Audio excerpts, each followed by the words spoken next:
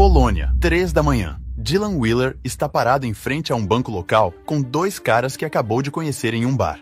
A segurança parece fraca demais para alguém que já invadiu a Microsoft, a Epic Games e até o exército dos Estados Unidos. Um simples banco polonês não deveria ser um desafio. Dylan desativa as câmeras. Eles entram, pegam o dinheiro e saem como se nada tivesse acontecido. Tudo perfeito, exceto por uma câmera oculta que ninguém viu. Mas vamos voltar um pouco. Como um dos hackers mais procurados pelo FBI acabou tentando um assalto a banco ao estilo antigo. Essa história começa anos antes, quando um grupo de adolescentes descobriu algo que não deveria em um lixão eletrônico. O ano é 2005. A Microsoft acaba de lançar o Xbox 360 e todo mundo está enlouquecido, não pelos gráficos ou pelos jogos, mas por algo ainda mais interessante: sua segurança. O console anterior havia sido hackeado até o limite, criando uma comunidade enorme de modders e piratas. A Microsoft estava farta. Investiu milhões para tornar o Xbox 360 inquebrável e por 40 meses conseguiu, até que alguém encontrou o elo perdido. Um cara chamado Ry estava procurando leitores de DVD de Xbox em um ferro velho eletrônico. Sim, esse era o hobby dele, não o julgue. Entre montanhas de plástico e circuitos, seus olhos pararam em algo impossível: um Xbox 360 Development Kit. Para você entender, isso é como encontrar os planos secretos da Casa Branca no lixo. Esses kits eram ultra secretos, disponíveis apenas para desenvolvedores verificados pela Microsoft. Conseguir um era praticamente impossível. Como ele foi parar ali? O infame Anel Vermelho da Morte, o maior recall da história do Xbox. Milhares de consoles defeituosos, incluindo dev kits destinados à destruição. Mas Ry tinha outros planos. Entre os que receberam esses kits estava David Pokora, um prodígio da programação que fazia mods desde que tinha idade para segurar um controle. No Natal, seus pais lhe deram um Xbox original, mas em vez de apenas jogar, ele modificou completamente o console. Anos depois, com o Dev Kit em mãos, David começou a criar mods para Halo 3 que deixaram a comunidade boquiaberta. As pessoas não paravam de perguntar como ele fazia. Sua resposta: vocês não conseguem, não saberão como, ninguém vai dizer como. Mas um programador de 18 anos chamado Anthony Clark não desistiu. Ele ofereceu a David aprimorar seus mods em troca do contato do vendedor de dev kits e assim, sem saber, formou-se a dupla que mudaria a história do hacking para sempre. David e Anthony estavam explorando seu dev kit quando se depararam com algo que parecia bom demais para ser verdade: Partner.net. Imagine uma rede secreta onde os desenvolvedores enviam versões de teste de seus jogos meses antes do lançamento. Para um gamer, isso era o equivalente a encontrar El Dorado. A tentação era irresistível. Eles passavam noites inteiras explorando o Partner.net, testando jogos que ninguém mais tinha visto. David começou a chegar atrasado na escola. Suas notas despencaram, mas ele não se importava. Em sua mente, aquilo poderia ser seu bilhete dourado para a indústria dos videogames. Mas os desenvolvedores começaram a notar algo estranho. Seus jogos secretos estavam sendo jogados por pessoas que não deveriam ter acesso. Um dia, David e Anthony receberam uma mensagem que gelou o sangue deles. Os vencedores não hackeiam o Partner.net. Era um aviso direto, e eles ignoraram. O grupo começava a tomar forma. Estava David, o prodígio canadense que sabia programar antes mesmo de aprender a ler. Anthony, o gênio silencioso de 18 anos que aperfeiçoava cada linha de código. E então chegou Senad, de 24 anos, um verdadeiro fanático por tecnologia de Nova Jersey. Seu quarto parecia um laboratório: osciloscópios, soldadores e peças eletrônicas por toda parte. Online, ele se chamava Sonic. A verdadeira revolução chegou em 2009. Dois hackers apresentaram algo que mudaria tudo: o Exploit JTAG. Uma simples modificação que transformava qualquer Xbox 360 normal em um dev kit. De repente, os mods não estavam mais limitados a um pequeno grupo de escolhidos. A Microsoft entrou em pânico enquanto milhares de usuários começavam a desbloquear suas consoles. David e Anthony viram uma oportunidade de ouro. Criaram truques para Call of Duty que permitiam atravessar paredes e disparos que nunca erravam. O preço: $100 por hora. Os garotos com os cartões de crédito dos pais faziam fila virtual. Os lucros: $8.000 diários através do PayPal. Nada mal para um grupo de adolescentes. A Activision, a empresa por trás de Call of Duty, começou a enviar cartas de cessar e desistir. David as ignorou. São apenas videogames, pensava. Não é como se estivéssemos hackeando servidores e roubando informações. A ironia dessa frase ficaria evidente mais tarde. O sucesso atraiu mais pessoas. Austin, de 16 anos, de Indiana, se juntou sob o nome A Monkey. Nathan LeRoux, de 18 anos, filho de um mecânico e educado em casa, se chamava Anime Freak. Cada novo membro trazia habilidades únicas e uma ambição crescente. Eles não eram mais apenas garotos modificando consoles. Estavam se tornando algo maior, mais perigoso. O Xbox Underground estava nascendo e ninguém, nem mesmo eles, poderia imaginar até onde chegariam. A diversão inocente de jogar antes do lançamento se transformaria em algo muito mais sombrio. Por quê? Quando você tem as chaves do reino digital, por que se contentar apenas em jogar?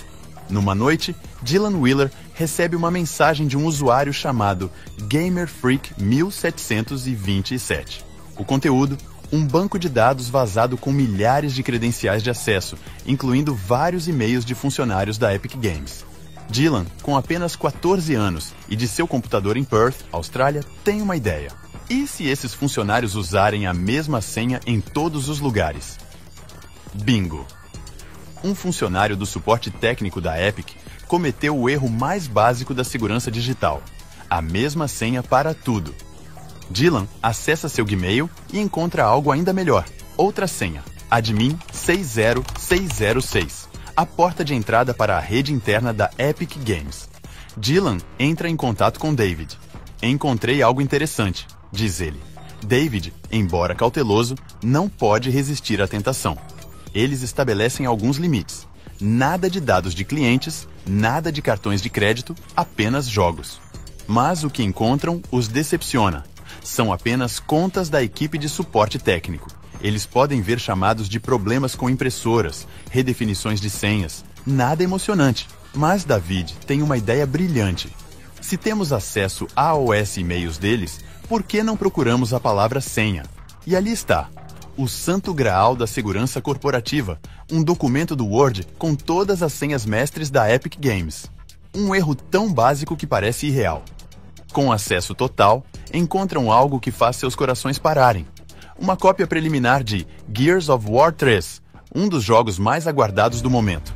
A Epic Games havia investido mais de $60 milhões em seu desenvolvimento, mas eles não podiam baixá-lo diretamente. Seria óbvio demais. Precisavam de ajuda. É aí que entra Sanad, com seu modem hackeado que torna impossível rastrear a conexão. Às 3 da manhã, ele baixa centenas de gigabytes de dados. Animado demais para dormir, grava alguns Blu-rays e os envia para David em um pacote rotulado como vídeos de casamento. Dias depois, Gears of War 3 vaza na internet. A Epic Games avisa ao público que a versão vazada pode derreter seus sistemas. A ameaça soa ridícula, mas a mensagem é clara. Eles estão furiosos. O FBI entra em cena. A Epic Games envia e-mails desesperados para a agência federal. David, apavorado, pede a Justin que o ajude a criptografar seus discos rígidos. Mas Dylan continua acessando os servidores enquanto o FBI os monitora ativamente. Sua ousadia tem recompensa. Ele encontra um pendrive conectado à rede com todas as credenciais importantes da empresa. O que se segue é um frenesi digital. Dylan acessa diariamente, espiona os funcionários por meio de suas webcams, observa reuniões reais de seu computador na Austrália. O grupo começa a se infiltrar em outras empresas: Microsoft, EA, Activision. Uma após a outra, as maiores companhias da indústria caem. Eles não são mais apenas hackers de videogames. Tornaram-se algo maior, mais perigoso. O poder é intoxicante. David começa a vender jogos roubados por meio de um contato misterioso chamado Xbox Dev Guy. A conexão é feita por Justin, mas algo não parece certo. O império digital que construíram parece invencível. Eles têm acesso a praticamente toda a indústria de videogames, mas como todo império, este também tem suas rachaduras. E em breve, muito em breve, tudo começaria a desmoronar. Agosto de 2012. David e Dylan estão explorando os servidores da Microsoft quando encontram uma pasta suspeitamente bem protegida. Apenas alguns desenvolvedores têm acesso. O que encontram dentro os deixa sem fôlego. Plantas detalhadas, esquemas de circuitos, código-fonte. O próximo Xbox, codinome Durango. Para um grupo de hackers do Xbox, isso é como encontrar os planos da Estrela da Morte. Eles têm em mãos cada detalhe do Xbox One, o console que a Microsoft nem sequer anunciou ao mundo. Enquanto analisam os documentos, David nota algo interessante. O Durango utiliza componentes padrão, peças que qualquer um poderia comprar. A ideia é insana, mas quando foi que isso os impediu? Eles encomendam as peças online e as enviam para a casa de Nathan. Como uma criança montando seu brinquedo favorito, Nathan monta o console seguindo os documentos roubados. E funciona. Eles construíram seu próprio Xbox One, meses antes de ele existir oficialmente. Tem um protótipo funcional, mas nenhum jogo para testá-lo. A solução: vendê-lo. Encontram um comprador em Seychelles, disposto a pagar $5.000. O dinheiro é transferido e surge a pergunta: quem vai enviá-lo? Justin May, que estava sumido há um tempo, se oferece como voluntário. Ele dirige por 2 horas desde Delaware até BWI para buscar o console na casa de Nathan. O pacote nunca chega a Seychelles. Dylan Wheeler, frustrado porque ninguém acredita nele nos fóruns quando fala sobre o Xbox One, toma uma decisão que muda tudo. Sem consultar ninguém, ele publica fotos do protótipo no eBay. O leilão se torna viral. As ofertas chegam a $20.000 antes que a Microsoft apresente uma reclamação de direitos autorais. Mas Dylan não para por aí. Bêbado, liga para Epic Games para confessar que hackeou seus servidores. Explica exatamente como fez isso e pede um pôster como recompensa. Surpreendentemente, eles enviam. Ele começa a dar entrevistas como o garoto que vazou o Xbox, se exibindo na internet enquanto o resto do grupo observa horrorizado. Miles Hawkins, investigador da Microsoft, voa até a Austrália para ter uma conversa com Dylan, agora com 17 anos. Na sala de estar, Dylan confessa tudo. Como hackeou a Microsoft. Tudo porque era um garoto curioso. Hawkins lhe dá um aviso simples. Pare de hackear a Microsoft, pare de postar coisas sobre o Durango no eBay e tudo ficará bem. No dia seguinte, Dylan coloca o Durango de volta no eBay. A Microsoft encerra o leilão. Bill Gates ordena pessoalmente uma batida policial. A polícia australiana encontra evidências não apenas do hackeamento à Microsoft, mas também ao exército dos Estados Unidos e a centenas de desenvolvedores de jogos. Dylan enfrenta 22 acusações federais. Enquanto isso, o grupo começa a desmoronar. David corta toda a comunicação com Dylan. Sanad tenta se distanciar, mas sua casa é invadida. Nathan é preso. O FBI está fechando o cerco. E aquele comprador em Seychelles que nunca recebeu seu Durango? Bem, ele era o FBI. O grupo acaba de aprender uma lição crucial. Quando você vende tecnologia roubada, nunca sabe quem está do outro lado da transação. Em uma noite de verão de 2012, Austin e Nathan estão explorando os servidores da Zombie Studios, desenvolvedores de jogos de guerra. Entre arquivos de design e código, encontram algo estranho. Uma VPN direta para servidores militares. A curiosidade os leva a seguir esse túnel digital, sem imaginar que estão prestes a cruzar uma linha sem retorno. O que encontram não é um simples jogo. É o simulador do helicóptero Apache AX-64D, encomendado pelo próprio Departamento de Defesa. 500 mil de linhas de código militar classificado diante de seus olhos. Austin e Nathan hesitam. Isso não é mais roubar videogames. Isso é espionagem federal. Dylan, sempre o mais audacioso, tem uma ideia brilhante. E se vendermos para os árabes? O dano já estava feito. O código estava comprometido e o grupo começou a se fragmentar. Enquanto isso, David recebe uma ligação inesperada. É Austin falando sobre um hacker de 18 anos chamado Armin the Cyber. Ele diz que tem acesso ao campus da Microsoft e pode roubar um Durango real. Em troca, só quer algumas credenciais de servidor e alguns milhares de dólares. Parece arriscado demais, mas a tentação é forte.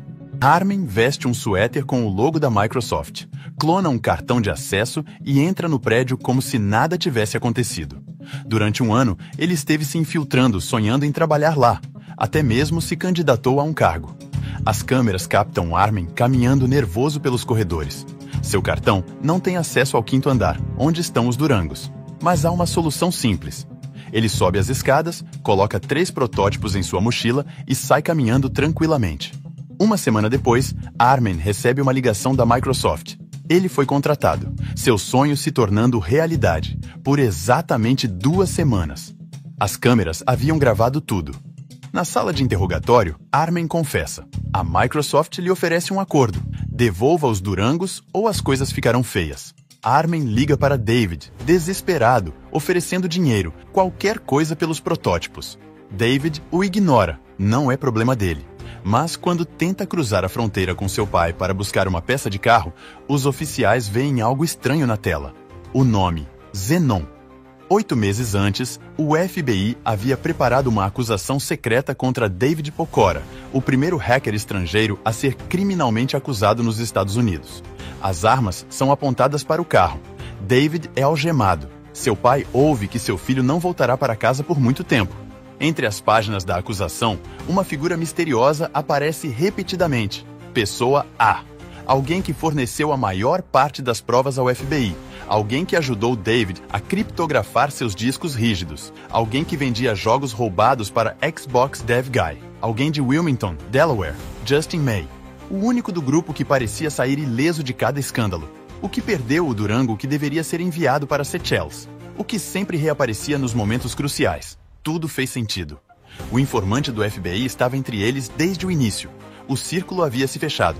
O que começou como uma aventura adolescente terminou com segredos militares roubados, protótipos fisicamente furtados e uma traição que ninguém viu chegando. Mas isso não era o fim. Para alguns, era apenas o começo de um pesadelo muito mais sombrio.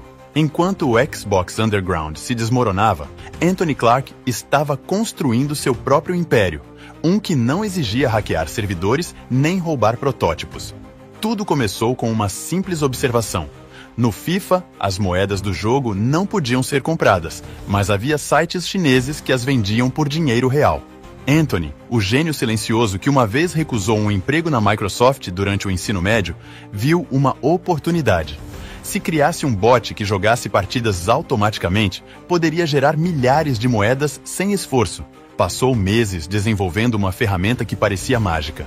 Ela podia jogar uma partida completa contra o computador em 1 segundo. Um único dev kit, executando o bot, gerava $30 por hora, 24 horas por dia. Na primeira semana vendendo moedas para a China, Anthony ganhou vários milhares de dólares. Mas isso era apenas o começo. A operação cresceu como uma startup do Vale do Silício. Anthony contratou programadores para melhorar o bot, contadores para gerenciar o dinheiro, advogados para estruturar o negócio. Criou uma EILC legítima. A produção alcançou 1 milhão de moedas por segundo. Eles não estavam hackeando nada. O bot simplesmente jogava o jogo muito, muito rápido. O dinheiro era absurdo. Em 8 meses, Anthony acumulou mais de 7 milhões de dólares. Comprou um Mercedes AMG CLA 45 à vista. Seus funcionários dirigiam Lamborghinis, mas o presente que mais o enchia de orgulho era a casa que comprou para sua mãe. A EA Sports adicionou camadas para impedir os bots. Isso não importava. Os programadores de Anthony desenvolveram bots que também resolviam os CAPTCHAs. A máquina de fazer dinheiro parecia imparável, mas havia uma pergunta desconfortável no ar. Isso era legal? Os advogados de Anthony tinham um argumento sólido. Nos próprios termos de serviço da EA, as moedas FIFA não são dinheiro nem propriedade. Eles não estavam roubando nada, não hackeavam nada, apenas automatizavam o jogo. Além disso, pagavam impostos por cada centavo. Mas o IRS não via dessa forma. No dia 17 de setembro de 2015, agentes federais invadiram simultaneamente várias casas às 6 da manhã. Foram recebidos com escopetas apontadas para seus rostos. No computador de um funcionário, encontraram todos os chats, todas as provas. O império de Anthony movimentava até $30 mil por dia através de 13 contas bancárias diferentes. O IRS confiscou $4 milhões em ativos. A questão central do caso era filosófica. Se as moedas FIFA não tinham valor segundo a EA, por que alguém pagaria $16 milhões por elas? Os sócios de Anthony aceitaram um acordo: entregar todo o dinheiro em troca de evitar a prisão. Mas Anthony se manteve firme. Ele genuinamente acreditava que não havia cometido nenhum crime. Seus advogados achavam que podiam vencer o julgamento. Afinal, como algo que oficialmente não tem valor pode ser considerado fraude? A resposta do promotor foi devastadora. Se isso não era dinheiro nem propriedade, por que eles pagaram 16 milhões de dólares? David Pokora achava que seria uma viagem rápida a OS Estados Unidos. Apenas iria buscar uma peça para seu carro com seu pai. Austin Alcalá, o garoto tímido de Indiana, abre a porta e encontra 4 agentes do FBI. Nathan LeRoux é preso em sua casa. Sanad Sonic tenta se distanciar do grupo, mas não importa. O FBI tem gravações de suas sessões de hacking, conversas onde se gabam de suas façanhas como crianças exibindo seus troféus. Mas Dylan Wheeler tinha outros planos. Com 22 crimes federais sobre sua cabeça e 48 horas para entregar seu passaporte à polícia australiana, ele faz o impensável. Sua mãe o leva ao aeroporto e ele embarca em um voo para a República Tcheca. Graças à sua dupla cidadania, não podem extraditá-lo. Sua mãe paga o preço: 2 anos de prisão por ajudar um fugitivo. Os promotores reproduzem gravações de gelar o sangue. A voz de David ecoa: "Você ouviu o que eu fiz este mês? Tenho acesso ao Exército dos Estados Unidos, ao Departamento de Defesa da Austrália, Intel, AMD, Nvidia, qualquer empresa de jogos que você puder nomear. Google, Microsoft, Disney, Warner Bros. Tudo. A indiscrição lhes custou caro." David Pokora, o primeiro hacker estrangeiro sentenciado em solo americano, recebe 18 meses de prisão. Os oficiais ficam impressionados com suas habilidades. Ele coopera, explicando como penetraram nos sistemas de corporações multibilionárias. Austin evita a prisão, aceitando ajudar o FBI em outro caso de fraude. Senad recebe 18 meses, mas o pior vem depois. Seu oficial de liberdade condicional lhe proíbe de usar computadores e rejeita todas as solicitações que faz.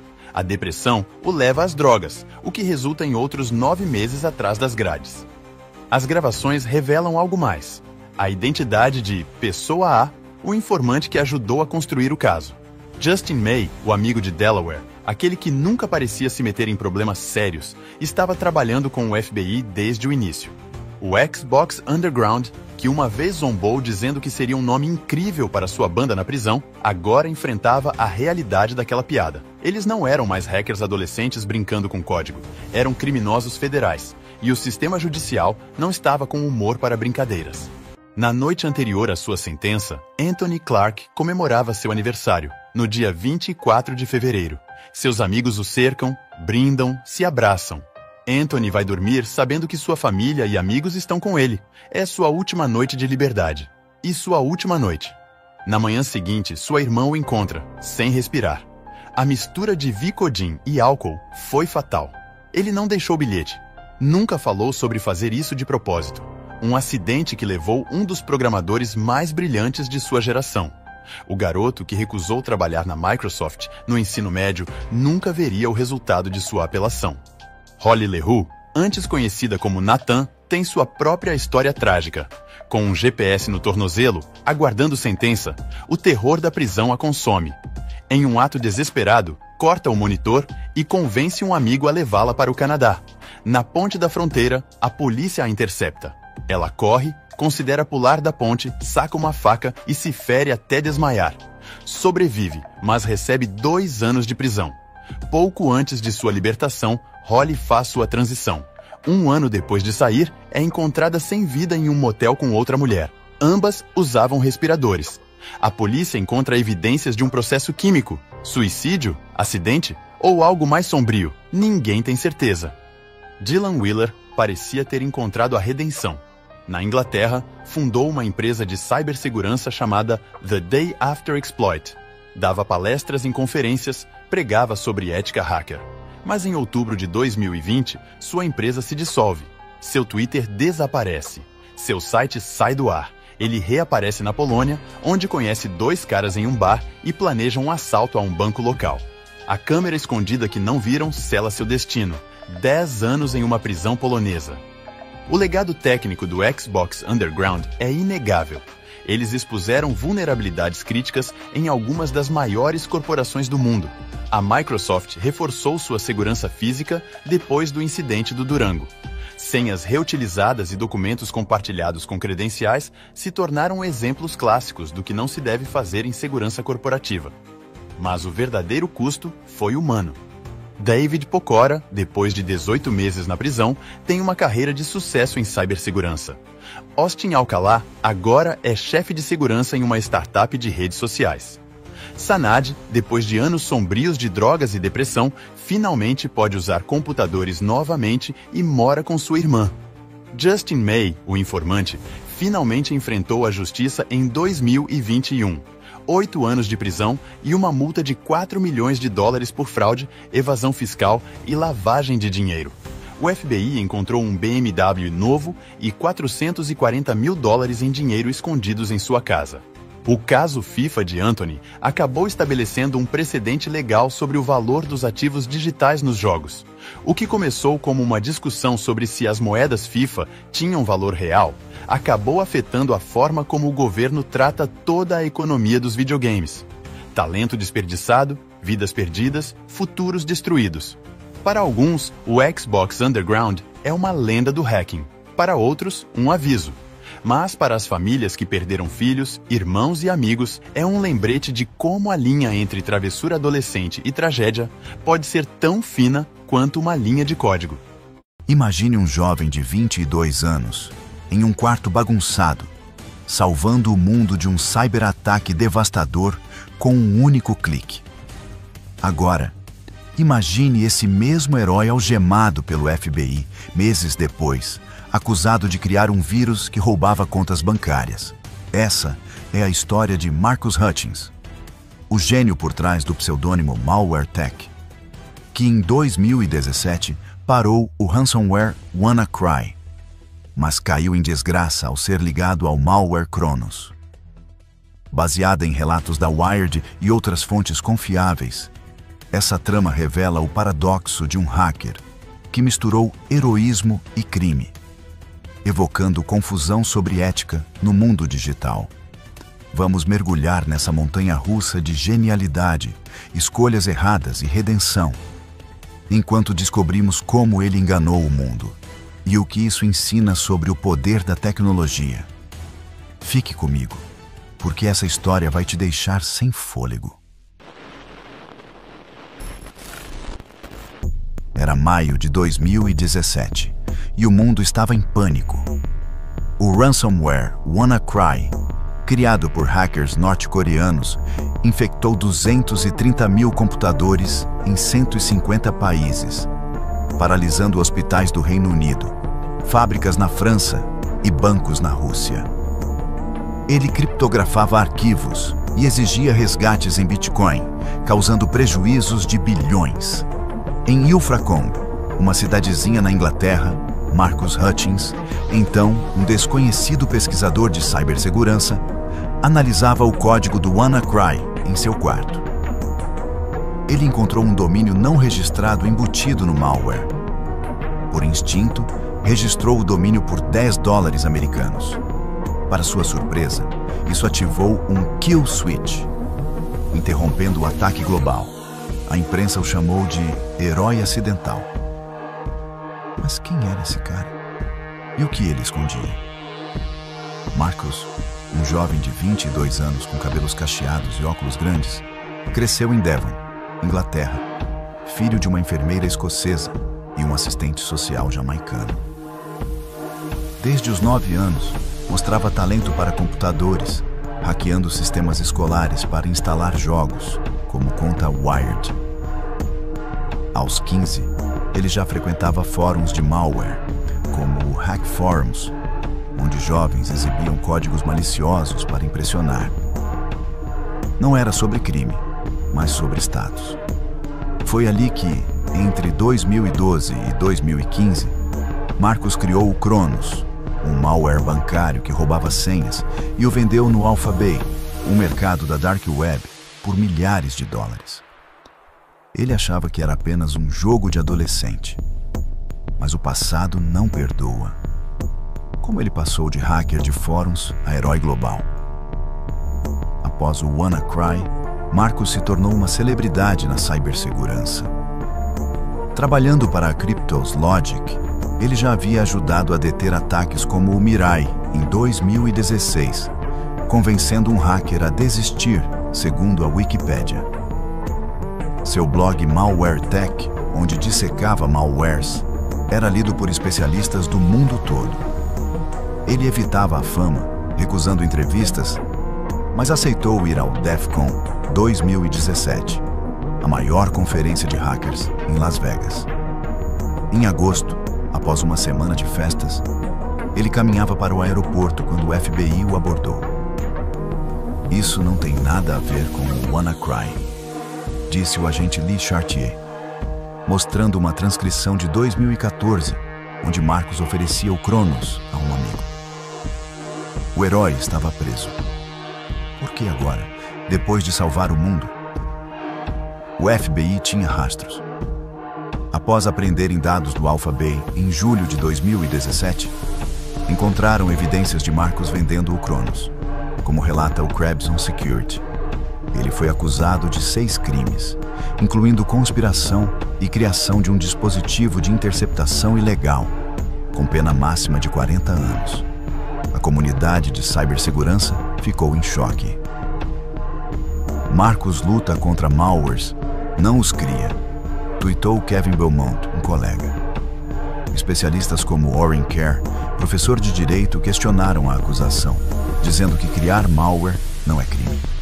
A intenção de usá-lo para o mal, sim.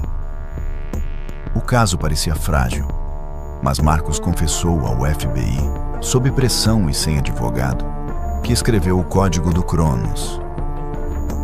Seria o fim do herói. O paradoxo de Marcus é o cerne da confusão.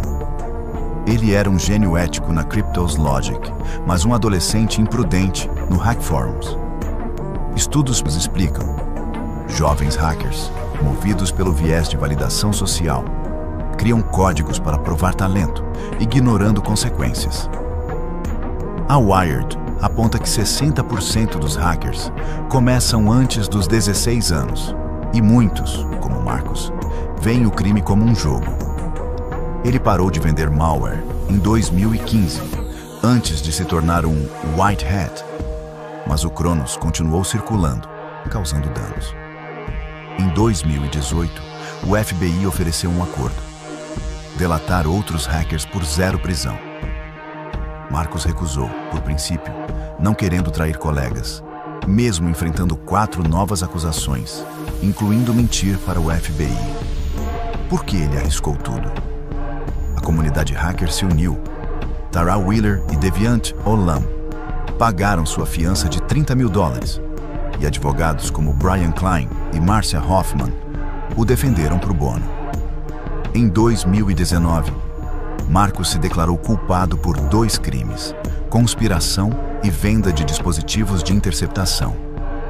Admitindo: "Eu era jovem e usei minhas habilidades de forma errada." Seu julgamento no Tribunal de Wisconsin foi um marco.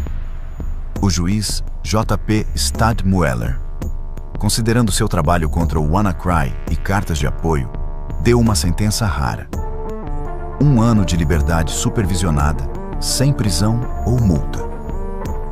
Marcus voltou ao Reino Unido, mas o caso deixou um alerta: até heróis podem cair. Como ele se redimiu? A redenção de Marcus veio pelo trabalho. Após a sentença, ele continuou na cibersegurança, colaborando com autoridades e ensinando sobre malwares. Sua história expôs falhas na lei. A CFAA, Computer Fraud and Abuse Act, é vaga, criminalizando atos que pesquisadores fazem para proteger sistemas, como criar códigos de teste. A SentinelOne alerta que 70% das pesquisas de segurança podem ser mal interpretadas como crimes. O caso gerou um efeito inibidor, com hackers temendo viajar aos EUA, como Kevin Belmont, que cortou laços com o governo britânico até a resolução do caso. O que isso diz sobre o futuro da cibersegurança? Empresas aprenderam a lição. A Kaspersky recomenda treinar equipes para detectar malwares e usar IA, como a plataforma Singularity, para monitorar ameaças internas. Governos precisam de leis claras para diferenciar white hats de criminosos. Para você, a mensagem é simples. Proteja-se. Use senhas fortes, autenticação em 2 etapas e evite clicar em links suspeitos. O WannaCry explorava falhas que um clique descuidado podia ativar. Marcos mostrou que um jovem pode salvar o mundo, mas também destruí-lo. Sua genialidade enganou bancos, hackers e até ele mesmo. Mas sua escolha final foi lutar pelo bem. Você já confiou demais em um herói? Essa história de ascensão, queda e redenção é um alerta. Na internet, genialidade e crime andam lado a lado. O caso de Marcos, como outros, como o do Anonymous na Tunísia, mostra que a tecnologia amplifica intenções, boas ou ruins. Inscreva-se no canal para mais histórias que desvendam o lado perigoso do mundo digital. Deixe um comentário. Marcos foi um herói, um vilão ou apenas humano? Compartilhe com quem precisa repensar a cibersegurança, porque na era dos hackers, um clique pode salvar ou destruir tudo.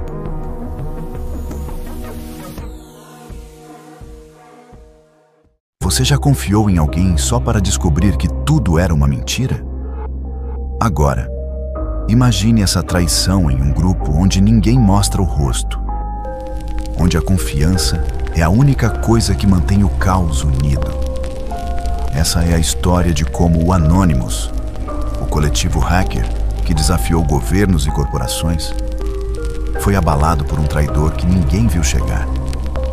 Um informante do FBI se infiltrou nas sombras do grupo, levando à prisão de membros-chave e espalhando uma onda de paranoia que mudou o Anonymous para sempre. Hoje, vamos mergulhar nesse jogo de lealdade e engano, explorando como a confiança pode ser uma arma e a traição, um veneno que corrói até os mais fortes. Prepare-se, porque essa história vai te fazer questionar em quem você realmente confia. No início dos anos 2010, o Anonymous estava no auge. Eles eram uma força sem rosto, escondidos atrás da máscara de Guy Fawkes, derrubando sites de governos corruptos, expondo segredos corporativos e apoiando causas como a Primavera Árabe. Para o mundo, eles eram vigilantes digitais. Para as autoridades, uma ameaça sem forma. Mas dentro do grupo, a realidade era mais complexa. O Anonymous não tinha líderes, apenas vozes em chats criptografados, onde qualquer um podia se juntar, desde que provasse seu valor. A confiança era a cola que mantinha tudo funcionando. Você não precisava saber o nome ou o rosto de alguém, apenas que eles estavam do seu lado. Mas confiança cega é uma porta aberta, e o FBI sabia disso melhor que ninguém. Entra em cena Héctor Xavier Monsegur, mais conhecido como Sabu. Para o Anonymous, Sabu era uma lenda, um hacker habilidoso, carismático, que liderava ataques ousados, como o contra a empresa de segurança Stratfor, que expôs milhões de e-mails. Ele era uma voz poderosa nos chats do IRC, inspirando novatos e planejando operações com precisão. Mas o que ninguém sabia era que Sabu tinha um segredo. Em 2011, o FBI o prendeu em Nova York, acusado de crimes cibernéticos que poderiam colocá-lo na cadeia por décadas. Diante da pressão e com 2 filhos para criar, Sabu fez um acordo. Ele se tornaria um informante, trabalhando para o FBI enquanto continuava a agir como um dos pilares do Anonymous.